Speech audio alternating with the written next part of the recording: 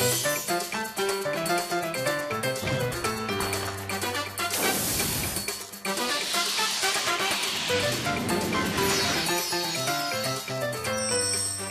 this episode of Dolce Vita, adorn yourself with stylish jewelry featuring rare and exotic gemstones. Enjoy exquisite Cantonese dishes that delight your palate and stimulate your mind.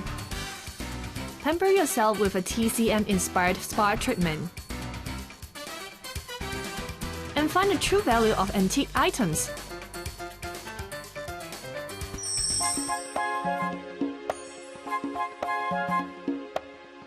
I absolutely adore jewellery because I just love the gemstones, and I find it fascinating that you can have a piece of crystal rough, and if you have a perfect piece you can find a gemstone, and I just find the beauty and the different colours of all the stones so fascinating, and it still gives me a lot of pleasure looking at all the gemstones and then creating the jewellery from the gemstones.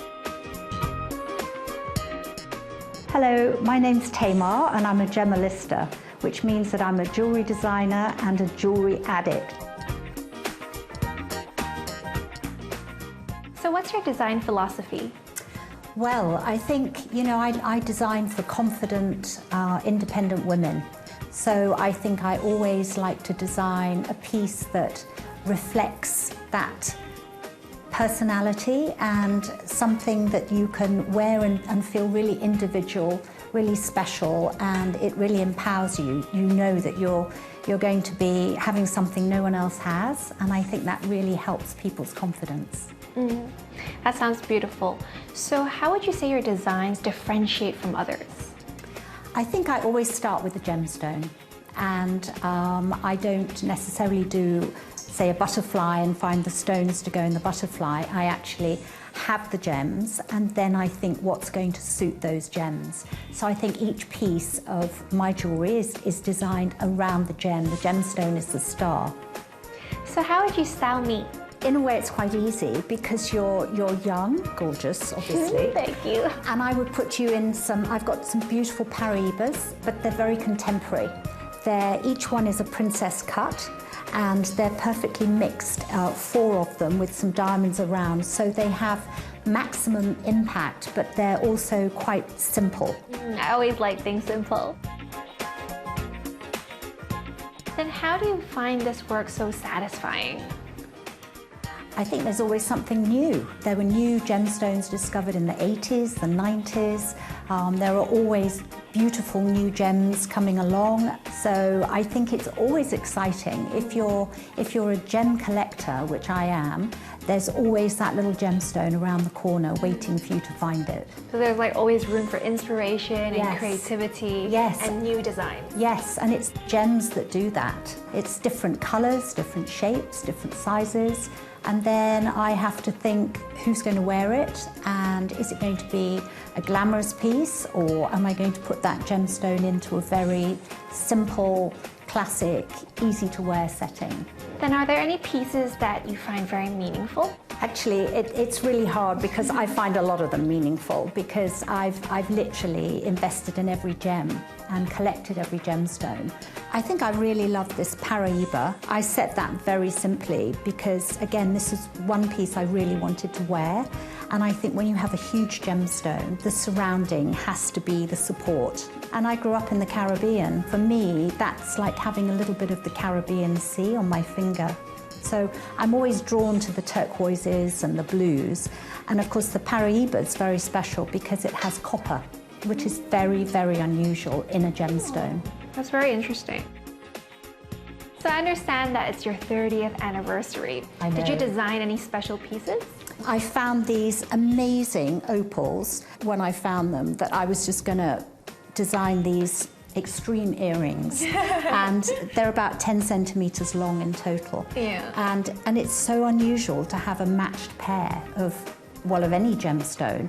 One is rare, 2 is rarer. They're sort of sister opals, and they mirror each other, and I set them to resemble the Aurora Australis. Very magical. So how do you see the future of the jewelry industry in Hong Kong?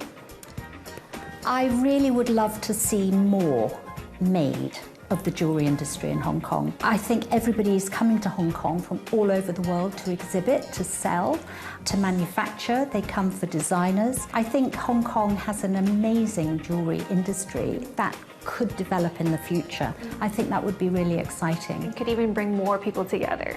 And I think nowadays there's even more creativity in Hong Kong. A lot of young people are going into creative businesses, and I think that's really lovely to see.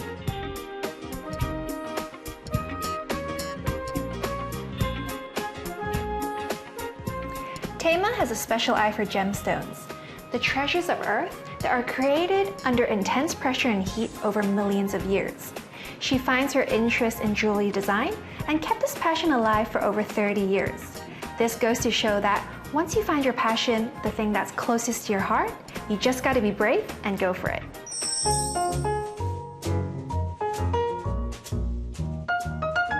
Some people may think that traditions are not as relevant in the modern world today, but I think that if something can be passed on from generation to generation, it shows that it is of its own value and is worth preserving.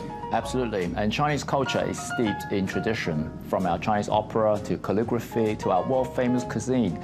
Traditionally, Chinese people love to get together to share dishes of food of a huge variety, and today we have the opportunity to try something that's modern and elegant. China is not only home to a multitude of dialects, but it is also a land of vibrant culinary culture. Cantonese cuisine stands out from all the regional cuisine for this eclectic mix of ingredients and various cooking methods.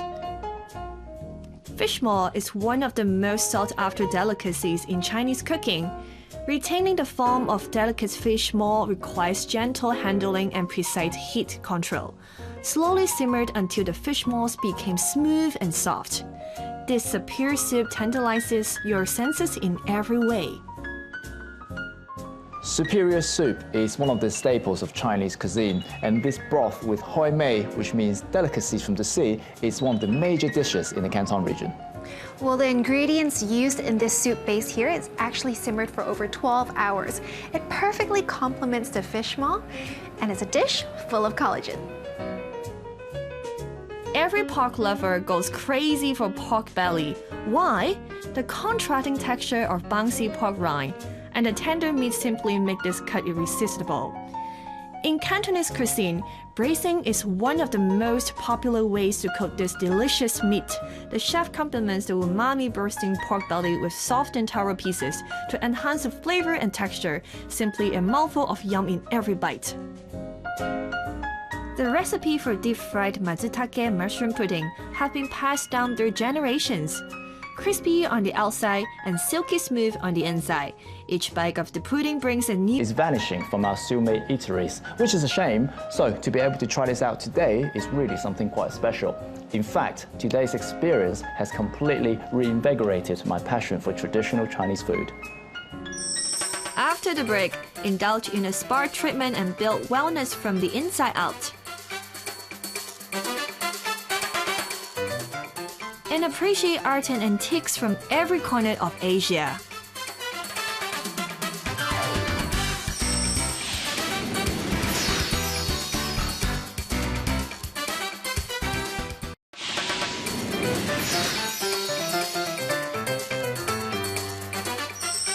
City life is synonymous with stress. That's why we city dwellers never stop looking for ways to take a break from the hustle and bustle of daily life and rejuvenate ourselves. Some like to cook and some like to work out. If you ask me, the best way to recover my body and soul is to enjoy a holistic spa treatment. It's just the perfect tonic for me. Spending a day at the spa is one of the most relaxing little luxuries that many people enjoy. Spa treatment is not only a great way to unplug, but it also brings health benefits in many ways. Therapists will use the correct massage oil to use some of the acupuncture technique and apply some of the TCM technique. Follow your meridian system line to do the massage. And today we will also do the hot stone treatment. We would like to balance your yin and yang. Therapists will use hot stone, cold stone. To do the massage, we will use the 5-element oil. For the hot stone, actually really good to stimulate your body and good for detox. And the cold stone, which is very good for calm your mind. I've had different kinds of spa treatments before, but it's my first time to try a treatment that combines theories of traditional Chinese medicine. The deep tissue massage is soothing, and I particularly enjoy the stone therapy as it helps relax my tense muscles. However, to be fully recharged from the inside out, there is more that we can do. 包心燕桃 Bao is the whole Yoshihama dried abalone. Some is the Kanto seafood cucumber. Yin is bird's nest. Tao is fish maw. These are the most popular dried seafood delicacies ingredients in Chinese cuisine. And they are the most popular dishes which Hong Kong people love to order when they in a Chinese restaurant. Therefore, chef has selected these ingredients and to compile a menu. They are nutritious, healthy, and give very good value to the body. Chef have selected these ingredients and created dishes which are delicious and Instagrammable. First, of course, you can't miss is the dried abalone, and it combines with the fish maw and the pomelo flesh. This dish combines the three delicacies all together, and you can feel the perfect cooking skills of the chef. The rich and thick texture of the abalone and the fish maw really give you a good value for money too. For the pomelo flesh dish, I'm sure you know it is very difficult to make it at home. You can really feel the soft and flavorful taste which chef has showcases his excellent cooking skills. Another one which I would recommend is the Kanto sea cucumber dish stuffed with New Caledonian prawn and cuttlefish patty. Chef has used the New Caledonian prawn meat and the cuttlefish meat. He has minced it and he stuffed it into the sea cucumber. So when you eat the sea cucumber, you can really feel the different tastes and flavors in one dish. Last but not least, the dessert is the bird's nest pudding with aloe vera and gold leaf. The bird's nest pudding is mixed well with the refreshing coconut juice and aloe vera. This gives you a very clean but sweet taste. I'm sure the pudding will be perfect to end your meal. If you have to juggle multiple roles in life, it's easy to feel like you never have enough time for yourself. But don't forget, planning your downtime is the key to living a balanced life. Find more time in your schedule for more activities that you truly like. That is the best way to increase your level of happiness. Antiques are a piece of history frozen in an object. They represent a time, a place, a maker, and an owner. Each one has had an incredible journey, and their story is entwined with the item. Today, we have the opportunity to unlock this knowledge and perhaps piece together the story.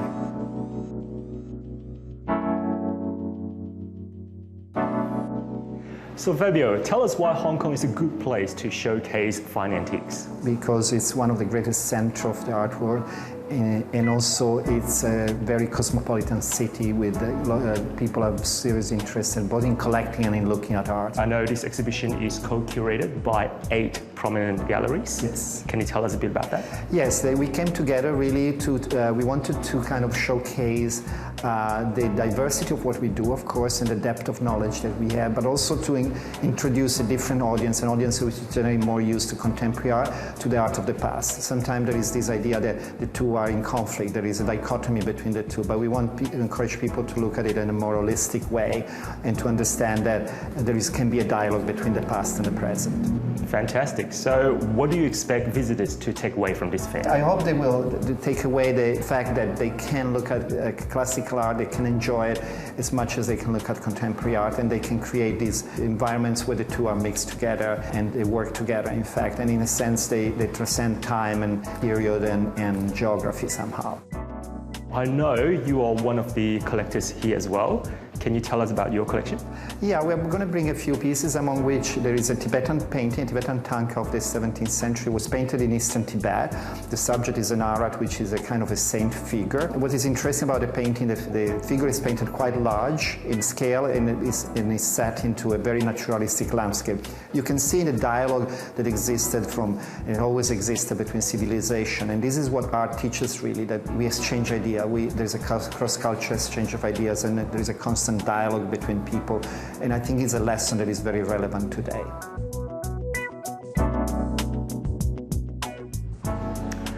Asian cultures are among the oldest in the world and are often associated with some of the finest and most interesting antiques. Well, since I'm here today, I don't think I'm going to waste my chance to speak to the expert and find out more about Asian antiques.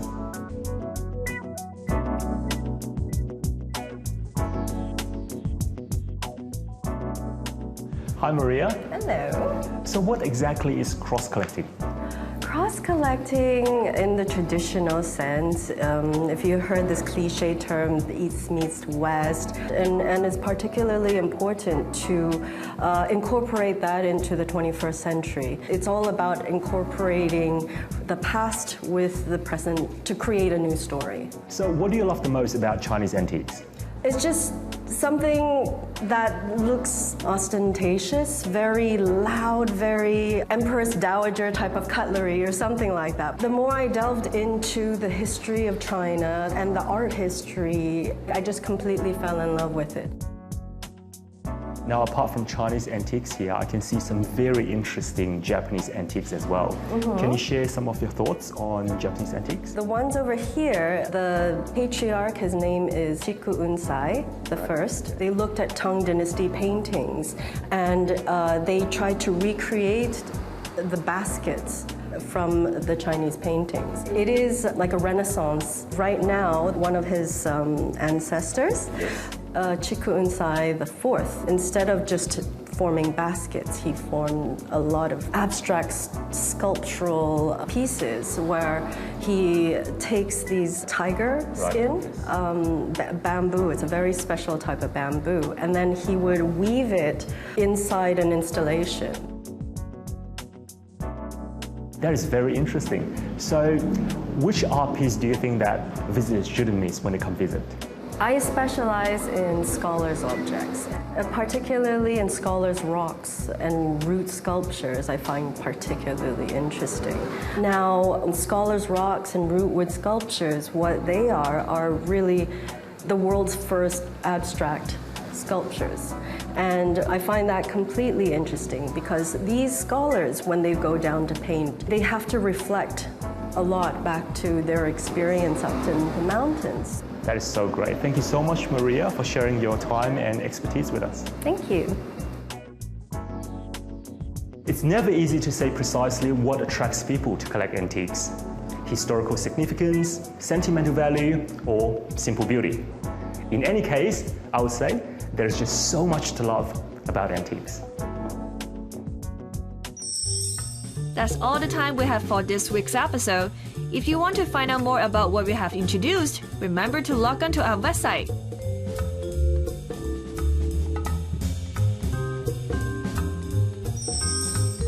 In the coming weeks, sit back and take pleasure in gourmet food from around the world. Explore fun and effective ways to stay healthy, look gorgeous. Keep up with the latest trend in every aspect of life, and connect with inspiring people from different backgrounds. Be sure to tune in again next time.